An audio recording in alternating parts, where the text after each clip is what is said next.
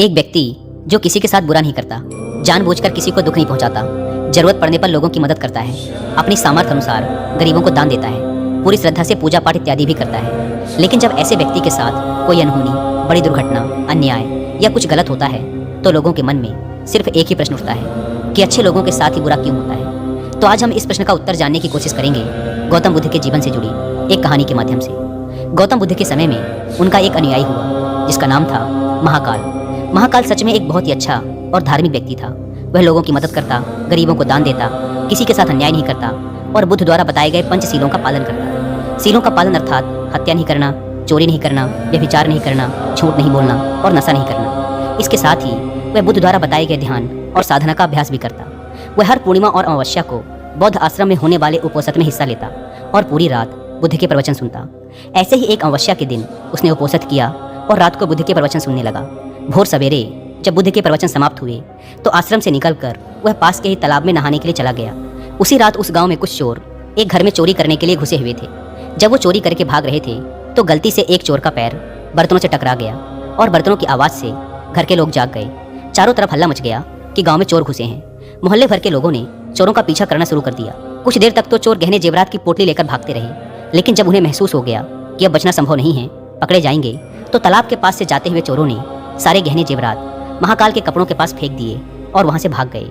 जब लोग वहां पहुंचे तो उन्होंने देखा कि चोरी का सारा सामान तो इस व्यक्ति के कपड़ों के पास पड़ा हुआ है। सभी लोगों ने महाकाल को ही चोर समझ लिया और तालाब से बाहर निकालकर उसे मारना शुरू कर दिया। वह कहता रहा कि मैं चोर नहीं हूँ, मैं तो रात भर प्रवचन सुनकर आया हूँ और यहाँ सिर्फ स्नान कर रहा था। मुझे नहीं पता ये चोरी का सामान यहाँ कैसे आ गया।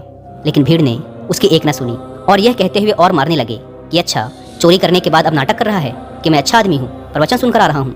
गुस्साई भीड़ ने उसे इतनी बेरहमी से पीटा कि उसकी मौत हो गई और उस मृत महाकाल के शरीर को वहीं छोड़कर लोग अपने अपने घर चले गए। सुबह जब आश्रम के कुछ शिष्य तालाब में पानी लेने के लिए आए तो उन्होंने महाकाल के मृत शरीर को तालाब के पास पड़ा देखा।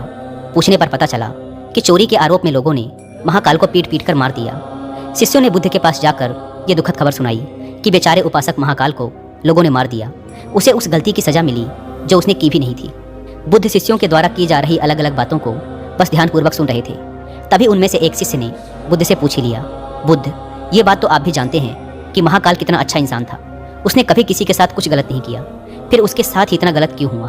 बुद्ध ने कहा, महाकाल इस जन्म में तो अच्छा था, लेकिन आज जो भी उसके साथ हुआ ये उसी के कर्मों का फल है जो उसने पूर्व जन्म में किए थे। अपने पिछले जन्म में महाकाल वाराणसी के राजा के यहाँ एक राज अधिकारी था। वाराणसी के पास एक बड़ा सा व्यावसायिक गांव था जहां पर पहुंचने के लिए एक जंगल को पार करना पड़ता था। लेकिन उस जंगल में कुछ लुटेरे रहते थे जो कि वहां से गुजरने वाले राहगीरों और छोटे व्यापारियों के सामानों को लूट लिया करते थे। व्यापारियों ने वाराणसी के राजा से अपनी सुरक्षा की गुहार लगाई तो वाराणसी के राजा ने अपने उस राज अधिकारी को कुछ सैनिकों के साथ व्यापारियों से कुछ धन लेकर उन्हें जंगल पार कराने के काम पर नियुक्त कर दिया। राज अधिकारी महाकाल भी अपने काम को पूरी ईमानदारी से कर रहा था। वह लोगों से कुछ धन लेता और अपने सैनिक भेजकर उन्हें सुरक्षित जंगल पार करवा देता।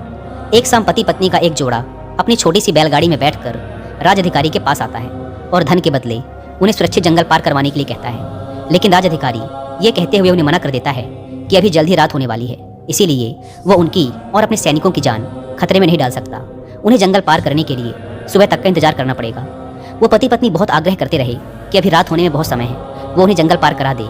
लेकिन राज अधिकारी नहीं मानता और उन्हें सलाह देता है कि वो रात भर यहीं रुके, उनके रहने और खाने की व्यवस्था वो खुद करवाएगा। पति पत्नी को मजबूरन उस राज अधिकारी की बात माननी पड़ती है। असल में उस राहगीर की पत्नी बहुत सुंदर थी, जिसे देखकर राज अधिकारी उस पर मोहित हो गया था। उस पर काम वासना हावी हो जाती है और जब व्यक्ति पर काम वासना हावी हो जाती है तो उसे सही गलत कुछ समझ नहीं आता। वह आसक्ति की आग में जलकर अंधा हो जाता है और यही उस राज अधिकारी के साथ भी हुआ। उसने उन दोनों पति पत्नी के रहने और खाने की व्यवस्था तो कर दी, लेकिन साथ ही वह उसकी पत्नी को पाने की तरकीबें सोचने लगा। उसे एक तरीका सूझा। उसके पास एक बड़ा सा हीरा था। उसने उस हीरे को रात में चुपके से उस आदमी के बैलगाड़ी के सामान में छुपा दिया और सुबह होते ही हल्ला मचा दिया कि उसका कीमती हीरा किसी ने चोरी कर लिया है। उसने अपने सैनिकों को आदेश दिया कि हर एक व्यक्ति की सामान की तलाशी लेने के बाद ही उसे आगे जाने दिया जाए। सैनिकों ने तलाशी ली तो योजना के अनुसार हीरा उस पति पत्नी की बैलगाड़ी के सामान में छुपा मिला। राज अधिकारी उस व्यक्ति को सभी के सामने यह कहते हुए पीटने लगा कि मैंने तेरे रहने और खाने की व्यवस्था की और तूने मेरे ही साथ गद्दारी की।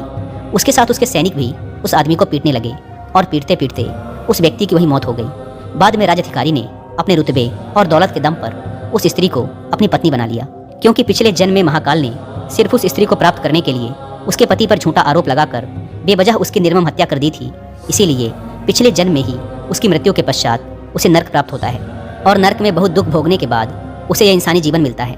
लेकिन इस जीवन में भी उसके पिछले कर्म उसका पीछा नहीं छोड़ते और उसके साथ भी वैसा ही होता है जैसा उसने उस स्त्री के पति के साथ किया था।